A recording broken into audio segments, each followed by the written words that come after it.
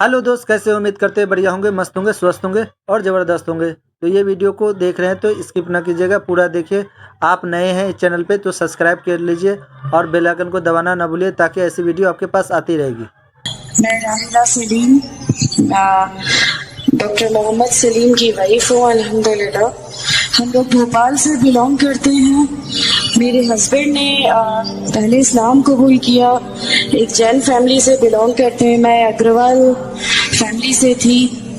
मेरा पुराना नाम मानसी अग्रवाल था और मेरे हस्बैंड ने जब इस्लाम कबूल किया तो मेरे लिए मेरी लाइफ का बहुत एक शॉकिंग इंसिडेंट था। मैंने फर्स्ट टाइम किसी को पहली बार देखे, मैंने किसी को नमाज पढ़ते हुए देखा।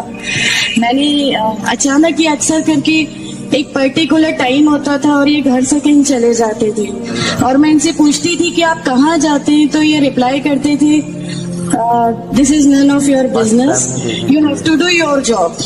तो मैं भी खामोश हो जाती थी। बाकी मेरे फादर इन लॉ से अक्सर इनकी डिबेट और सब कुछ हुआ करता था, बट मुझे नहीं समझ में आता था कि ये डिबेट क्या है, ये लोग किस बात पे इतना ज्यादा, मतलब इनका डिबेट इतना एग्रेसिव मूवमेंट्स पे कैसे आ जाता है। तो बाकी फिर एक धीरे धीरे जब मुझे ये इस्लाम के पहले तो ये लोग नहीं बताए, बट फर्स्ट टाइम जब मैंने इनका फजर की नमाज थी और अचानक मेरी नींद खुली और मैंने इनको नमाज पढ़ते हुए देखा। मैंने इनसे पूछा कि आप क्या नमाज पढ़ रहे हैं, क्योंकि सिर्फ टेलीविजन पे देखा था कि हाँ ऐसे जो करते हैं वो नमाज के एक्शंस हैं। मैंने इनसे पूछा कि आप नमाज पढ़ रहे हैं, इन्होंने कहा कि हाँ मैं नमाज पढ़ रहा हूँ। मैंने बिल्कुल देर नहीं की मेरे फादर इन लॉ को बताने में। मैं रूम से बाहर निकल के और मैंने सबसे पहले उनको बताया कि पापा जी आज ही इनको मैंने नमाज पढ़ते हुए देखा। तो उन्होंने मुझसे कहा कि ठीक है, खामोश हो, अभी किसी से कहना नहीं, हम देखेंगे क्या कर सकते हैं। अब वो जो मेरी लाइफ का मोमेंट था, वहां से मेरे को ऐसा लगा कि ये क्या हुआ, मतलब ये क्या कर रहे हैं, ऐसा क्यों कर रहे हैं, ये कहीं ये किसी ऐसे व्यक्ति से तो नहीं मिल गए जो इनको टेररिज्म की तरफ ले जा रहा है और ये ऐसी चीजों में तो नहीं इन्वॉल्व हो जाएंगे। एक बहुत बड़ा डर जो मेरे अंदर था वो, और on that time I was pregnant, तो मेरे को एक बहुत खलबली सी लगी रहती थी कि ये क्या चल रहा है, ये क्या चल रहा है। फिर धीरे धीरे करके जब मैं इनकी बुक्स वगैरह जो अलमीरा में रखी रहती थी वो मैं पढ़ने लगी और ढूंढने लगी। छुपा के रखा करते थे और मुझे जब भी कोई बुक मिलती थी तो फिर मैं उसको पढ़ने लगी। तो मुझे उसमें ऐसा कुछ लगता जरूर था कि पता नहीं कुछ है, कोई डिफरेंट चीज है, क्योंकि मैंने देखा कि इनके अखलाक, इनकी सब चीजें बिल्कुल चेंज हो गई। जो ये पहले थे उससे ये बिल्कुल अलग हो गए। तो मुझे ऐसा पर्सनली लगता था कि इस प्लेटफॉर्म ने इनको ऐसा क्या दिया जो मेरे हस्बैंड को बिल्कुल चेंज करके रख दिया। मतलब अल्हम्दुलिल्लाह ये उस समय कोशिश करते थे कि जो नबी की सुन्नतें हैं, जो हमारे नबी सल्लल्लाहु अलैहि वसल्लम ने किया, अपनी वाइफ की मदद करना, अपनी वाइफ के साथ किस तरह उसके हुकूक की अदायगी करना, ये सब कुछ वहाँ अल्हम्दुलिल्लाह करने लगे। और मुझे जो इनका ये ड्रास्टिकल चेंज था, जो इनको इस प्लेटफॉर्म पे आए हुए 6 मंथ्स या 1 ईयर हुआ होगा, वो देख के मेरे लिए एक बहुत बड़ा, मैंने एक सरप्राइज था कि ये क्या हुआ। फिर उसके बाद मुझे लगा कि नहीं, मैं भी अब इसको जानती हूँ, मैं भी अब पढ़ूंगी। और फिर मैं अपने फादर इन लॉ और इनकी डिबेट सुनने लगी। तो जैनिज्म में गॉड कॉन्सेप्ट है ही नहीं। हर वो व्यक्ति जो बहुत ज्यादा इल्म हासिल कर लेता है, बहुत ज्यादा नॉलेज हासिल कर लेता है, तो वो एक लिमिट पर आकर नौजुबिल्लाह गॉड का वो मुकाम हासिल कर लेता है और लोग उसी की फिर पूजा करने लगते हैं, उसी की वर्शिप करने लगते हैं। तो मेरे दिमाग में, मैं अग्रवाल फैमिली से थी, तो मेरे दिमाग में था कि नहीं, हमारे जो भगवान है वो 3-4 हाथ वाले हैं, इनका क्या एक ही गॉड है जिसको जाके आपको पूजना है। तो नहीं, मैं इनसे तो कुछ नहीं मांगूंगी, 3-4 हाथ वाले भगवान ही होते हैं, ये नहीं कुछ वो ऐसा रखते।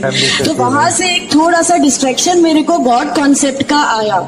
और ईश्वर है जो इस दुनिया को चला रहा है, ये हमेशा मेरे जहन में रहता था। तो मुझे मेरे फादर इन लॉ कहीं ना कहीं उस प्लेटफॉर्म पे आके गलत लगने लगे कि नहीं, ये जो कह रहे हैं वो सही है और इनकी जो डिबेट है उसका एंड जो है वो ये सही है।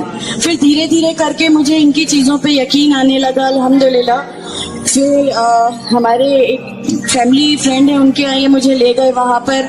किसी ने मुझसे कहा कि मैं बहुत बुजुर्ग हो चुका हूँ, सिद्दीकी साहब है, कलीम सिद्दीकी साहब है, मुझे उनका नाम ध्यान नहीं है अच्छे से, बट उन्होंने मुझसे कहा बेटा मैं बहुत बुजुर्ग हो चुका हूँ, मैं चाहता हूँ तुम कलमा पढ़ लो, मेरी जिंदगी रहे ना रहे, मैं आपसे मिलूं ना मिलूं, तो आप कलमा पढ़ लो।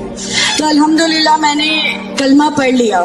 कलमा पढ़ने के बाद भी जब हम घर लौट रहे थे तो मैंने इनसे कहा कि मैंने सिर्फ अभी कलमा पढ़ा, अभी आप ये मत समझिएगा कि मेरे को सब समझ में आ गया और मैं इस चीज को मान लूंगी। इन्होंने कहा नहीं, तुम्हारी मर्जी, किसी में कोई फोर्स नहीं है। तो अल्हम्दुलिल्लाह अल्लाह ताला का एहसान है, उस कलमे की ताकत थी। और ये हमेशा कहते थे तुम्हें कोई दुआ मांगनी है तो तहज्जुद में मांगा करो। तहज्जुद का जो टाइम होता है वो बहुत कीमती होता है और उसमें अल्लाह ताला सबकी दुआएं कबूल करता है।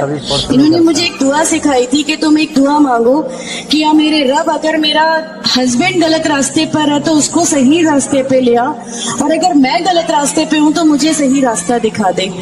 अल्हम्दुलिल्लाह मैं ये दुआ कंटिन्यू मांगती थी। एक बार मेरी नींद अल्हम्दुलिल्लाह तहज्जुद में खुली और बस मैं नॉर्मल जैसे ध्यान करते हैं वैसा मैं बैठ गई और अपने आप अचानक दिल चाहा कि बस सजदा करूं। मेरी जिंदगी का वो पहला सजदा था और उस बहुत लंबा सजदा था और उस सजदे में मैंने मेरे रब से क्या क्या मांग लिया मुझे भी नहीं याद है। और उस समय मुझे ऐसा फील हो रहा था जैसे अल्लाह ताला खुद मुझसे बात कर रहा है, अल्लाह मेरे सवालों का जवाब खुद दे रहा है। अल्हम्दुलिल्लाह बस उसके बाद तो ऐसा लगा कि नहीं, इस्लाम हक है और इस्लाम पे ही चलना है। उसके बाद फिर बहुत सारी परेशानियां लाइफ में आई, सब कुछ आया, बट अल्हम्दुलिल्लाह अल्लाह का एहसान है कि अल्लाह ताला ने हर परेशानी, हर चीज को ऐसे ले लिया कि हम लोगों को कभी एहसास ही नहीं होने दिया कि ये कोई परेशानी थी। ऐसा लगा कि अल्लाह की पूरी राह में हम लोगों को रिवार्ड ही मिलना है इस चीज का और अल्लाह हमें इसका रिवार्ड ही देता चला जाएगा। अल्हम्दुलिल्लाह बस उस समय से शुरुआत हुई थी दीन इस्लाम की। अल्हम्दुलिल्लाह आगे चल के परेशानियां, तकलीफें हर रिवर्ट की जिंदगी में आती हैं, लेकिन मैं हर रिवर्ट बहन से ही कहना चाहती हूँ कि अल्लाह की खातिर आप लोग इस दीन में आए हैं, किसी और चीज के लिए नहीं आए। तो अल्लाह की खातिर इन परेशानियों को भी झेलिए, अल्लाह की खातिर झेलिए। अल्लाह ताला अगर आप लोगों से माशाअल्लाह, मैं जब घर से निकली, जब हमारे फादर इन लॉ ने हमें घर से निकाला, मेरे बच्चे की, छोटा बच्चा था, छोटे वाले की सिर्फ एक दूध की बोतल थी, इसके अलावा कुछ भी नहीं था। मैं जॉब करती थी, मैंने अपने छोटे बेटे को माँ के यहाँ छोड़ के जाया करती थी। मेरे मम्मी पापा बहुत ज्यादा मतलब हम लोगों से डिटैच नहीं हुए थे, एक मोहब्बत थी उनको हमसे, तो इस मोहब्बत के कारण मतलब उन लोगों ने कभी हमारा उस लेवल तक अपोज नहीं किया जो इन लॉज की तरफ से आया। तो जब मैं मेरे मायके गई और मैंने अपने बच्चे को लिया और मैंने कहा कि माँ हमने वो घर छोड़ दिया, हमें उस घर से उन लोग निकाले, ऐसा करके माँ है बहुत रोई, तुम लोग क्यों ऐसा कर रहे हो, क्या करोगे, कैसे रहोगे, दोनों छोटे बच्चे हैं, क्या होगा।